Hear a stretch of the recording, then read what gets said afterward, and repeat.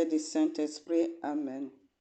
Venez, Esprit Saint, remplissez les cœurs de vos fidèles et allumez en eux les feux de votre amour. Envoyez votre esprit pour une nouvelle création, et l'esprit du monde en sera renouvelé. Seigneur Dieu qui avez instruit les cœurs de vos fidèles, en éclairant leurs âmes par la lumière de l'Esprit Saint, donnez-nous d'aimer par ce même esprit ce qui est bien, et de jurer sans cesse du réconfort qu'il nous accorde.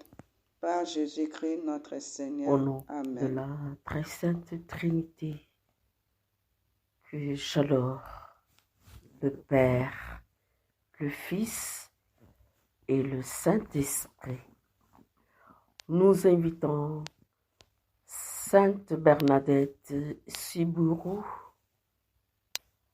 à nous rejoindre dans la première intention de prière pour la vérité, pour la recherche de la vérité sans peur, sans faille. C'est pourquoi ne soyez pas inconsidérés, mais comprenez quelle est la volonté du Seigneur. Nous accompagnons Siméon en proclamant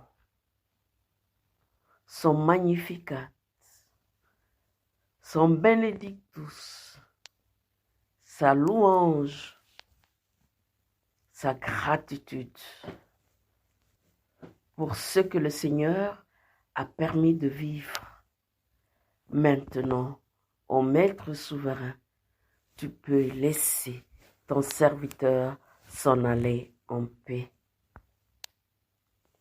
Aussi, Sainte Bernadette, du 11 février 1858 jusqu'au 16 juillet de cette même année, plusieurs apparitions eurent lieu durant lesquelles la bienheureuse Vierge Marie se montra à Bernadette, l'entretint souvent et avec la plus grande bienveillance l'exhorta à prier pour les pécheurs, à baiser la terre, à faire pénitence, et lui ordonna de faire savoir aux prêtres qu'elle voulait qu'on lui élevât en cet endroit un sanctuaire où l'on viendrait lui adresser des supplications solennelles. Elle lui enjoignit en outre de boire de l'eau d'une fontaine encore cachée sous terre, mais prête à jaillir, et de s'y laver. La grande épreuve de Bernadette, l'incompréhension, le mépris, les moqueries, la discrimination parce qu'une pauvre fille illettrée, et les vertus héroïques, nous voulons admirer aujourd'hui dans cette première intention. Admirer l'humilité de Bernadette et sa simplicité, ainsi que son souci constant de se dérober du monde avec ses vaines gloires. Considération humaine, monde de l'idolâtrie du moi avec sa suite de plaisirs insatiables, plus on a, plus on les recherche jusqu'à devenir esclaves. Et aujourd'hui, premier samedi du mois, l'Évangile nous rappelle que nous avons été choisis du monde, mais nous sommes appelés à ne pas vivre du monde. Pour le baptiser, Il ne doit pas être ainsi.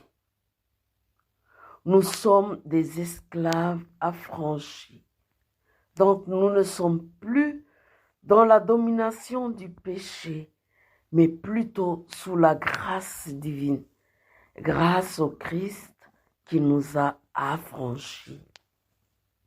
Sainte Joséphine Fortunée Mbakita, protectrice de la dévotion, priez pour nous, afin que nous puissions vaincre par la grâce que la très sainte Vierge Marie voudra déposer dans notre cœur, le monde intérieur, le moi, égoïste, individualiste, indifférent, parfois, souvent.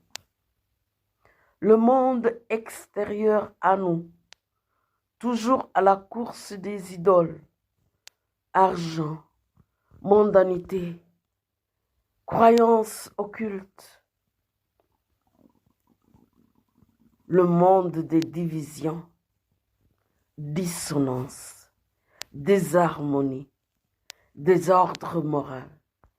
Terrible pour l'âme, car ce monde déracine l'homme de sa source, lui faisant croire qu'il est séparé de son esprit.